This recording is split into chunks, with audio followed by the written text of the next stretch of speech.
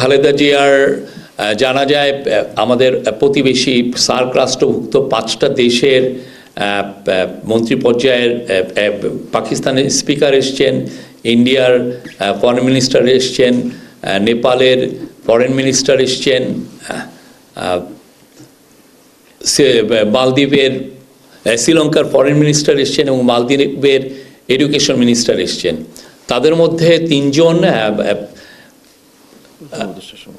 প্রধান উপদেষ্টার সাথে কথা বলেছেন। সে হচ্ছে পাকিস্তানের স্পিকার, কালকে নেপালের ফরেন মিনিস্টার এবং আজকে দুপুরে মালদ্বীপের এডুকেশন মিনিস্টার এবং একটু পরে শ্রীলঙ্কার ফরেন মিনিস্টার দেখা করবেন। তো তাদের সবার সাথে প্রধান উপদেষ্টার একই মেসেজ ছিল, সেটা হচ্ছে যে সার্ককে আমাদের যে করে হোক রিভাইভ করতে হবে।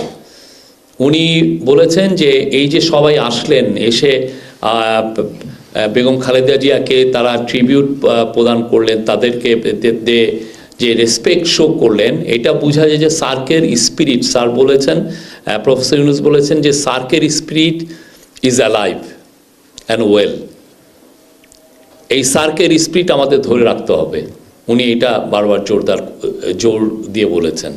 এবং যারা ফরেন ডিগনিটারি এসছেন তারা ওভারওয়েলম হয়ে গিয়েছেন, তারা বারবার বলেছেন এত বিশাল ফিউনারাল ওনারা দেখেননি এবং যেই সুন্দরভাবে এটা কন্ডাক্ট হয়েছে সেটারও প্রশংসা করেছেন।